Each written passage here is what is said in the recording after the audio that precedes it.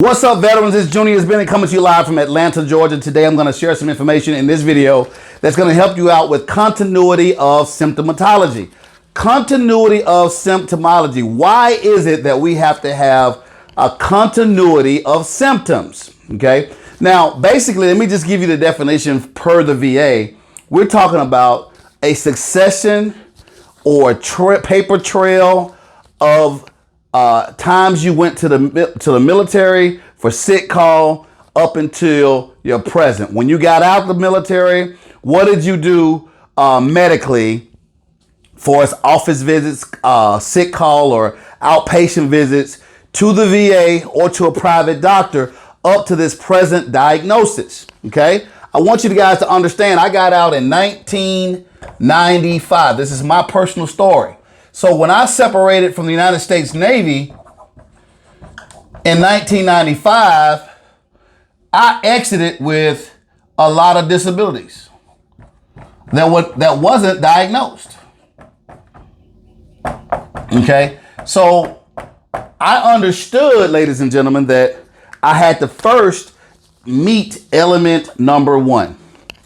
Element number one is a current diagnosis.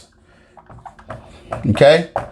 Now that's a long time from 1995 to 2017, 18, 2019. Where is the continuity between 95 and 2017, 18, 19? Okay. You got to start showing the continuity of your symptoms, which is a paper trail. How do we do it? The best way to do it is through progress notes at the VA. If you haven't been going to the VA and you've been going to your private doctor and you hate the VA, oh well. You know you can go to the VA and you also can go to your private doctor, but you better have your notes of paperwork copied and sent in with your C file, your claims file, to go to get your VA disability compensation. So I started going to the VA because that was my only insurance. I was going to the VA. And I was getting my current diagnosis for my issues. Now, number two, after I'm showing my continuity of symptomology, because that's a red flag with the VA raters, I had to show the diagnosis. Do I have a current diagnosis? And perhaps do I have any prescriptions? Your prescriptions is going to be in My Healthy Vet under prescriptions, your current active prescriptions. All right, evidence. Do I have my service treatment records?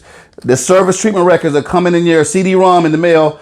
This is how it comes now from the Records Management Center in St. Louis.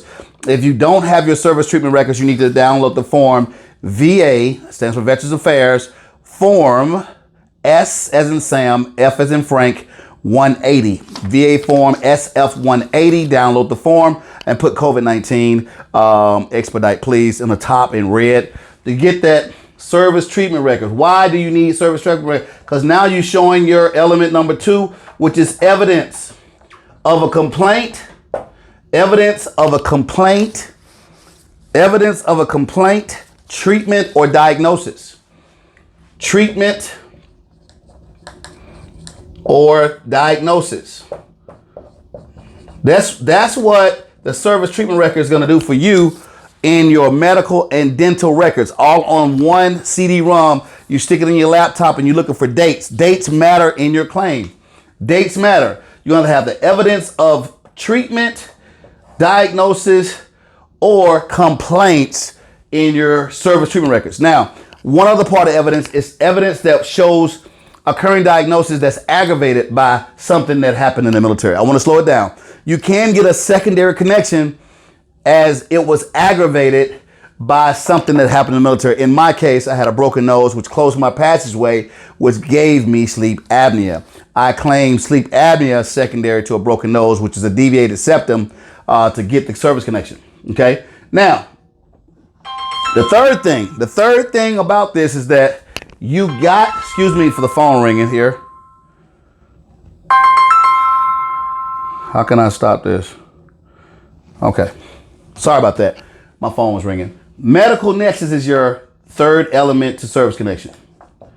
Medical Nexus. Now, what a medical nexus is, it's a link from a non-VA doctor linking that what you had a complaint treatment or diagnosis back in service from 1991 to 1995 or whenever you serve. This is my years of serving. This is 4 years of evidence linking my current diagnosis, which is element number 1, to something that happened in between this date and this date. And it's all right here. But if it's not right there, then it has to be something that's aggravated, okay? So in essence, in my medical service records, I don't have any sleep apnea complaints.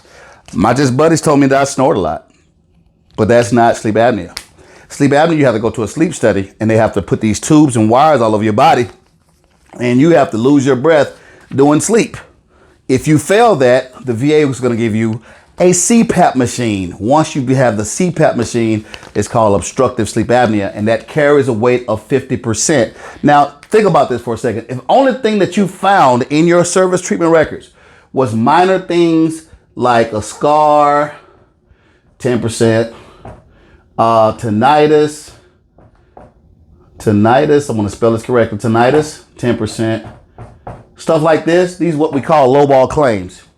The way you can increase that is when you can have a secondary tied to your primary direct service connection that was lowball. So I had a scar and then I had a broken nose, which they call it a deviated septum. The deviated septum is a broken nose. What proof do I have? Well, I have the date where I went to the hospital, where I woke up in the hospital. I had the stitches on my nose. I still carry the scar to this day. And that gave me my sleep apnea. If I did not connect my sleep apnea, all right, to my deviated septum and broken nose, I would have missed out on $14,000 in back pay. Sleep apnea pays about $1,000 a month by itself. That's $12,000 tax-free a year, ladies and gentlemen. So this is what I'm talking about. So not only do you have to have your diagnosis, your evidence, and your medical nexus, you have to show your continuity of symptomology as well. So when you exited the service, when you separated from the service up until your current situation, from separation up until current, what have you been doing? Have you been going to the doctor? If you're not going to the doctor, you better start. Okay, start your paper trail today. I hope this video helped you. Thank you so much for watching today. And remember, it's not about service connection. It's about high value service connections for you and your family. If you want to aim high and get a high value service connection, you need to go to newlifeveterans.com. I'm going to have the link below this video to do a free consultation with me. We'll be more than happy to look at what you have your e-benefits printed out already if you're already service connected, and be prepared for at least 5 to 10 minute consultation to see if you see any opportunities. If you have any opportunities that we can go ahead and claim, we are going to recommend the New Life Insider program. And you're going to also see several other veterans that have used the New Life Insider program that has gotten their ratings increased as well. Okay. Thanks again for watching. God bless.